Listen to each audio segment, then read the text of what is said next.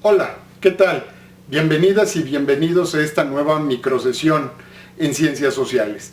El día de hoy vamos a abordar particularmente el concepto de ética en una noción sumamente introductoria. Vamos a tener cuestiones muy elementales, estoy hablando de una introducción, y con ello vamos a irle dando un poco de rigor a esta sesión, repito, sobre el concepto de ética.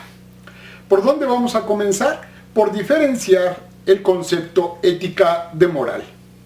Particularmente, la moral se refiere a una serie de actitudes y de comportamientos, en tanto que la ética tiene que ver con la búsqueda de la felicidad y que conductas tienen que ver con lo socialmente aceptable como positivo o, como se diría a través de los juicios de valor, lo bueno. Entonces, vamos a profundizar un poco más con esta noción introductoria. Por ejemplo, en una democracia pluralista se pretende que no exista una única imagen de hombre, y cuando digo hombre me estoy refiriendo a la especie, que admita que es impuesta por un solo grupo y por ende sea la única o la predominante. Vamos a hacer un breve paréntesis para comprender mejor lo que acabo de señalar. Estamos hablando de que una democracia es una forma de gobierno que, como se conoce, es aquella que implica que el gobierno es del pueblo, por el pueblo y para el pueblo. Es una democracia donde se dice que el poder reside en todos y en todas los ciudadanos y los individuos. ¿A qué nos referimos con el pluralismo? Con el pluralismo nos referimos a la variedad, a la distinta existencia de, pueden ser, razas, lenguas, religiones, posturas políticas, valores sociales. Repito, la pluralidad tiene que ver con una variedad existente de alternativas en esos tipos que acabo de mencionar. Cierro el paréntesis. Si regresamos a esto, entonces, en una democracia pluralista, no es posible concebir que haya, repito, una única noción de hombre que sea impuesta por algún grupo social, político, económico o religioso. Entonces, continuemos. ¿Cuál sería esa solución que se nos presente o que podemos buscar para poder lograr equilibrar esto? Si estamos en el presupuesto de que es en una democracia pluralista, lo que podemos aspirar como mujeres y hombres es a tener a una serie de mínimos morales. ¿Qué quiere decir esto?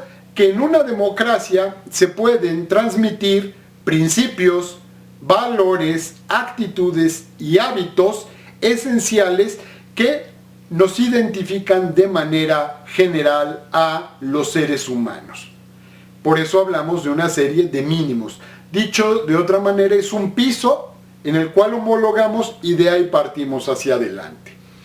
¿Qué podemos retomar de esto? Que para la ética es importante no imponer un solo punto de vista y una sola noción de hombre, y yo me atrevería a decir de humanidad. ¿Qué quiere decir y qué implica tener esos mínimos morales? Que ya decíamos son principios, valores, actitudes y hábitos. Bueno, implica que como ser mínimos es lo que tenemos en esencia para lograr con la finalidad de que llegue a todas y a todos. Si habláramos de máximos estaríamos aspirando a mayores estándares, pero seguramente esos estándares no permitirían que todas y todas las mujeres y hombres accedieran a ellos. Espero que hasta aquí esté quedando claro. Siguiente. Si partimos de que la ética puede ser considerada como una filosofía moral, ¿qué vamos a esperar? Nuevamente, un segundo paréntesis. Por filosofía vamos a entender una concepción, una forma de vida. Por eso seguramente ustedes han escuchado hablar de que hay filosofía no solo moral, sino filosofía de las matemáticas, filosofía de la ciencia, filosofía política. Hay distintas filosofías. Tiene que ver con ese mundo un tanto ideal, aspiracional, que no forzosamente existe y que, repito, tiene que ver con una forma de vida a realizar y alcanzar. Cierro este segundo paréntesis. Bueno, repito, si la ética la consideramos a partir de ello como una filosofía moral, ¿qué tenemos que entender? Que de la moral vamos a transitar hacia la ética. ¿Cómo va a ser ese tránsito? Ese tránsito va a ser a través de un cambio reflexivo. ¿Qué quiere decir esto? Un cambio en la manera en que reflexionamos hechos, acontecimientos, formas de hacer las cosas. Particularmente, si ustedes recuerdan, hace unos cuantos minutos les decía que la moral tiene que ver con actitudes, con conductas, con comportamientos. Bueno, ese cambio reflexivo nos debe de llevar de la reflexión para la acción a una reflexión profunda, una reflexión filosófica que nos lleve a la acción. Si bien es cierto, esto es complicado. Muchas veces nosotros reflexionamos, diríamos coloquialmente, pensamos de una manera rápida, inmediata, para llevar a cabo ciertas acciones que nos lleven a conseguir nuestros objetivos de corto, mediano o largo plazo. Particularmente los de mediano y largo plazo nos permiten reflexionar con un poco más de tranquilidad y de profundidad. Repito, la reflexión va de reflexión para la acción a una reflexión profunda, filosófica, que también se refleje en la acción. Pero esa profundidad, ese rigor nos ayudará a que nuestras acciones sean mejores y nos traigan mejores y mayores beneficios. Ojo aquí, esos mejores y mayores beneficios no forzosamente implican cuestiones económicas. Hace unos minutos, al iniciar esta microsesión, les decía que la ética tiene que ver con la búsqueda de la felicidad. Y no forzosamente la felicidad desde este punto de vista tiene que ver con la obtención o el logro de dinero y o riqueza. En este sentido, ¿qué podemos decir de esa moral que transita hacia la ética? Bueno, primeramente, si la moral tiene que ver con actitudes y comportamientos, podemos decir que la moral se expresa a través de ¿qué? Normas. Normas que pueden ser legales, sociales, religiosas, ¿sí? Académicas. Hay un sinfín de normas por las cuales los seres humanos nos regimos. Por acciones, evidentemente, ¿sí? Estábamos hablando de que tienen que ver con el comportamiento. Llevamos a cabo una serie de actos, conscientes o inconscientes. En este caso se presume que deberían de ser conscientes porque estamos hablando de una reflexión más profunda. También la moral se expresa a través de valores. La solidaridad, el compañerismo, ¿sí? La amistad, el respeto, la confianza, pueden ser algunos de esos valores.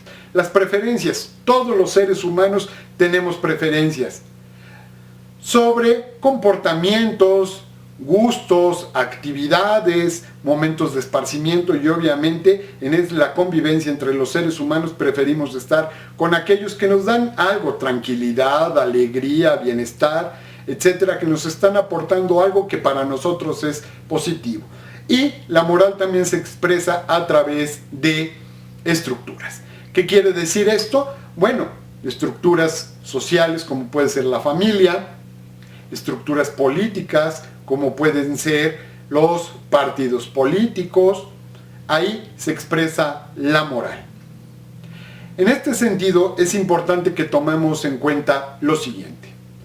En la vida, en los hechos, en eso que coloquialmente llamamos la realidad, lo que mueve a la acción humana son las preferencias, las tradiciones, los modelos y las instituciones. Eso es lo que nos mueve a actuar.